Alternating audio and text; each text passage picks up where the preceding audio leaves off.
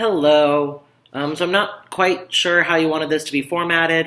So I'll just go ahead and say my name is Christian Burnett, Psych 330 in the 12:30 to 1:45 time. During this video, I was hoping you'd be looking at that beautiful backdrop, but unfortunately, it's kind of like hard to see me when it's facing that way. And I figured you might want to see me while I talk. And if you see me kind of looking over to the side and not at the camera, I'm just looking at the notes that I have jotted down. But yeah, so for this semester, I went to Plains Elementary, and I was working with Miss Street and Miss Barb's first grade classes. Miss Street just had a regular first grade class, whereas Miss Barb's was for what they called the special kids. And so she had the kids that had behavioral issues or testing issues, anything like that. And something very interesting about Miss Barb's class was that the students actually kind of cycled in and out of the class. So there were some kids that had been there for the entire year so far, but then there were other kids who had just come in for a week and were going to leave in another week. I'm not quite sure why they did it that way. I feel like that changing, evolving classroom may not be good for just a routine sake, but that's the way that they do it. So those are the classes and the populations that I was working with.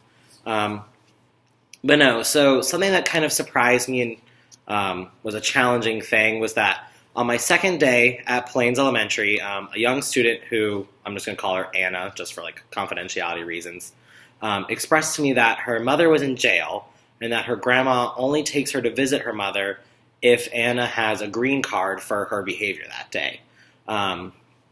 And unfortunately, on this day, she had a yellow card. And she went on to say how she was upset and that she was disappointed with herself and that it just, she started crying halfway through the day just because she was getting so upset about not being able to see her mom. And this is something that I've never encountered before in any sort of situation like this. And I tried to calm her down and I tried to just kind of talk with her and be there.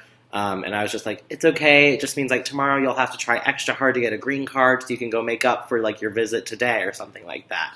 And we both knew that I was way out of my league and that she knew that I was just trying to help her out and I knew that she knew that. But I honestly think I would react exactly the same way if the situation happened again. I don't know how you're supposed to react when a first grader tells you they're not allowed to see their mom. Or that their mom's in jail. It seems kind of trivial to me that something not sitting in her seat all day or something like that dictates whether or not she can see her biological parent.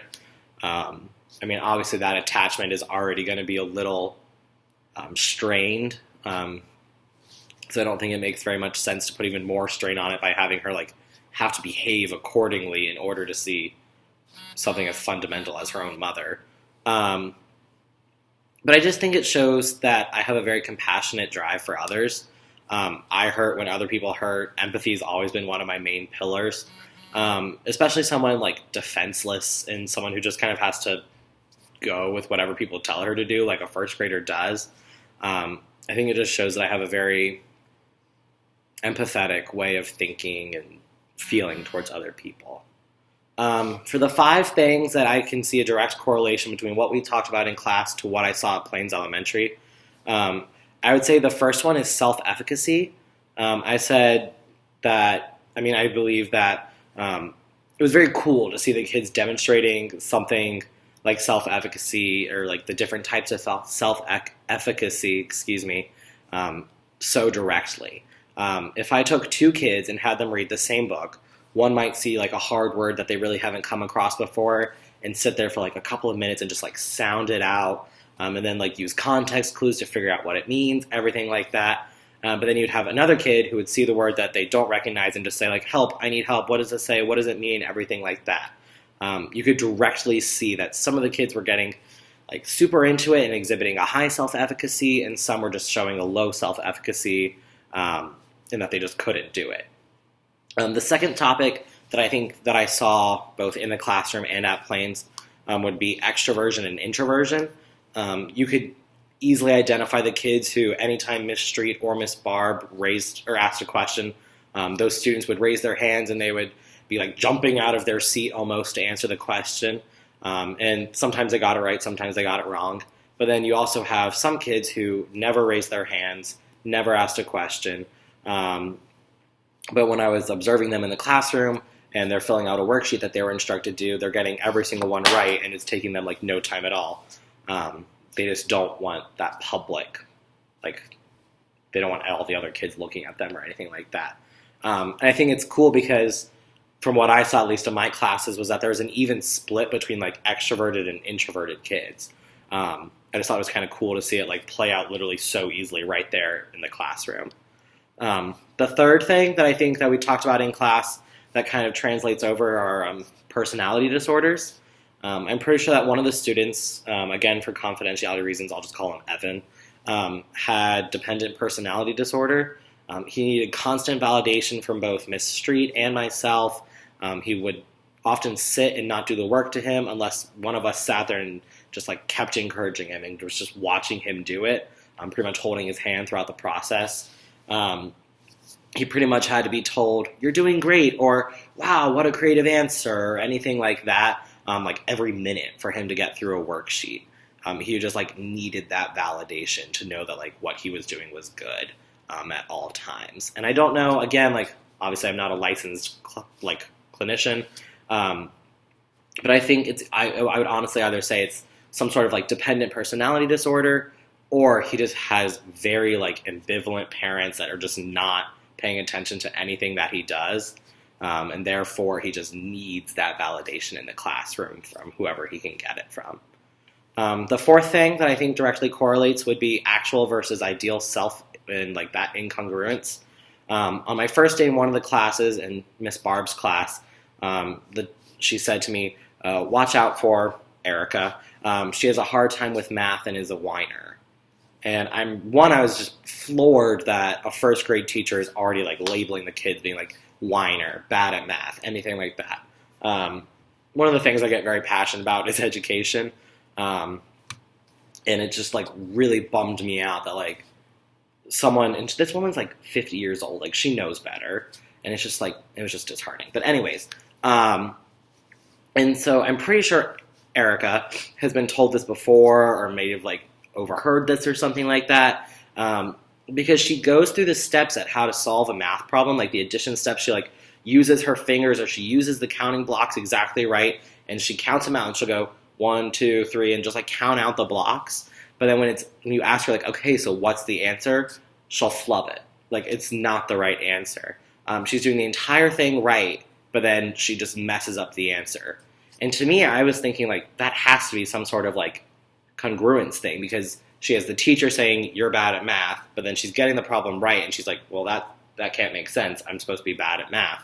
And therefore she just kind of like flubs the answer. And I don't think she does it intentionally. I think it's honestly like some sort of just like unconscious reaction to make sure that her actual self and her ideal self, or like what she says or what people think she is, are matching up. Yeah. And then the fifth thing I would say is learning and performance goals. Though kind of hard to see with young first graders. I could often see that if the teacher was like, okay, well, we're not going to have our Valentine's party unless you do blank, that kind of reward, or that, award, would give the students the incentive to do the task. So, for example, instead of the reward being like a college grade or something like that, the reward was oftentimes like a little treat or extra recess time or something like that. And if they knew the reward was being offered, they would like focus more, they'd be quiet, they would really like try. But then if you ask them about the information 5 minutes later, they have no clue what you're talking about. And I just thought that goes back to what we talked about in class, where students, like, if it's a learning goal, you're learning it to learn it, and you're probably going to remember it longer. Whereas with a performance goal, you're remembering it for the exam to get the good grade. And then after that, you may not remember it as well as you would just to learn the material.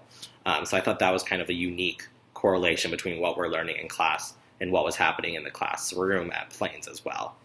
One thing that I learned is that we all see each other's personality differently.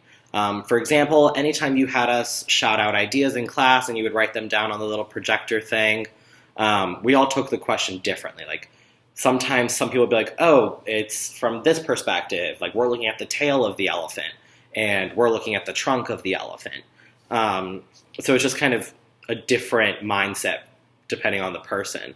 And I think that just reveals like the fundamental basis of our upbringing. Like I am a huge believer in the whole like nurture of nature versus nurture. Therefore, I think I learned a little bit more about how nurture in that aspect can affect personality. I learned about attachment before in other classes, and then we went over it, of course, in this class as well. But I had not discussed temperament and self-efficacy, which can all be traced back to nurture. I learned that a very healthy, functioning, nurturing environment growing up, like that's just what I had, and that others did not. And that kind of, both in your class and at Plains, like that's very easy to see. I learned how I can see my personality and know that it's because I have a secure attachment with my parents, and I know that if I mess up, that's okay, but at the same time, like I also like want to do well to please them. But I can see that other people and their attachments with their parents is not at all like that. And I have friends in my life, and I could see some of the students at Plains where like they don't really care about their parents' opinions, and they often act without thinking, like, what would my parents think, or is this going to make them look bad, or something like that. Whereas I'm always making sure that my young adult self is being the young adult that they raised me to be. And I just think that that aspect of our personality of like how others perceive us can be a direct correlation to that attachment. And I think that attachment can kind of really screw you up later on in life if it's not a secure attachment or a healthy attachment. One thing that this experience has really made me value more is a routine, not just for myself, but for the kids and just the education process in general. Having a daily routine that the kids know is an extremely beneficial and useful tool. If a kid knows the general layout of the day, then they feel secure in what's going on, and they know what's going to happen next, and they know they can like explore their environment, and they know they can just kind of like interact without having to wonder like what's next, what's around the corner, things like that. And that was really ingrained to me through my psychology of child abuse and neglect class that I'm taking this semester as well. We talked a lot about how a routine really establishes a feeling of normalcy and safety within a child. And so then to see how the teachers have like reading time, carpet time, rotation time, and then they have math lesson and blank, and it's all blocked out. It's all the same every day. They might have like during rotation, they might be doing different activities every day, but they're always doing rotation from like 10 to 11 every day or however long it is. And so that was just kind of cool to see like that routine and how it's already helping these kids, because sometimes we would be out in the hallway and there was a clock out there and they'd be like, oh, Mr. Burnett, like we have like 5 minutes left before we have to do this. And I was just like, oh, okay, like whatever, that's fine. And Miss Street said, like, it's okay if you run over on time, like make sure you finish your activity. But I could tell that the kids would get like antsy if we were deviating from the routine a little bit. I just thought it was very interesting how like that routine was very much so like a security blanket of sorts for them. Other service learning activities and opportunities that I've had, one, student ambassadors. So we do a lot of service with that. We work with our community place, ARC Canteen. We do a special event every fall called Challenger Football, where we have children with disabilities come, and we just pretty much have like a field day event with them. It's a lot of fun. But I also am involved with the alternative break programs here on campus. This spring I went to New Orleans and worked at a transitional housing facility for people living with HIV/AIDS. Next year for spring break, I'm actually leading a trip to Nicaragua. That'll be fun, I think. Hopefully a lot of learning and just kind of a good service learning trip. But yeah, And then I try to go over to the SPCA over by North 38 in that area whenever possible, just because they need love too. But I think service learning is a very important aspect, and I think getting out of the JMU bubble is kind of our duty as JMU students. Rockingham County and Harrisonburg City give us so much, and they let us kind of have free reign with their city, and it's really unfair of us if we weren't to give back to them. And so I think even if it's something as simple as going to cuddle cats and dogs at the SPCA, it's kind of like your JMU duty to do it. One, it's just kind of your human duty, like just help out the world. But two, I think it's just you have to give back to the people who have given so much to you, like Rockingham County and Harrisonburg City have done.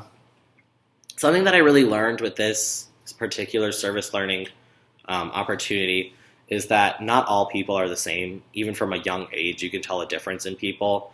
Working with different types of people and different personality types require to utilize certain strategies.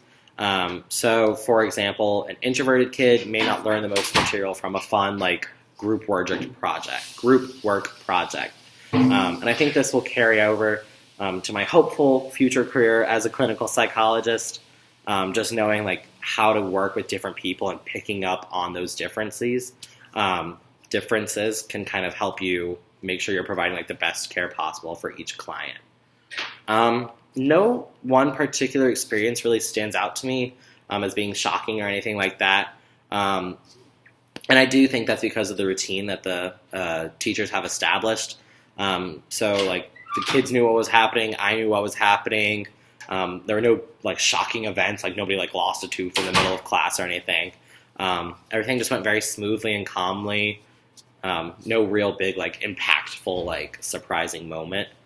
And to sum up the entire experience in one word, I think I would say calming. And I choose calming because I think this is kind of selfish, but it was very relaxing for me to go to Plains. When I was working with the kids, I wasn't thinking about my other classes or exams or what I had to do that day. I was just, like, having fun reading with the kids or doing whatever they needed me to do. It was just really nice. Plus, I love kids, and so it's just kind of, you don't really see many of them on a college campus, surprisingly. So it's just kind of nice to hang out with them for a little bit. But yeah, like, when I was there, I was just there in the moment, having fun with the kids, reading about how Spot the puppy was dealing with his most recent adventure. So yeah, I would just say it was a calming or relaxing experience. But yeah, I think I answered all the questions. Thank you so much for a great semester. It's been very interesting and very beneficial and useful for me, like, deciding maybe, like, what I want to do with psychology, how I think about not only my personality, but how I think I'll interpret other people's personalities in the future. So yeah, thank you. I'm sorry if this was super boring. Before I go, I just want to give you my favorite view of campus. But yeah, so across Festival Lawn and then, like, all of the mountains, like, back there in the distance and stuff. Gorgeous. Thanks. Have a great day.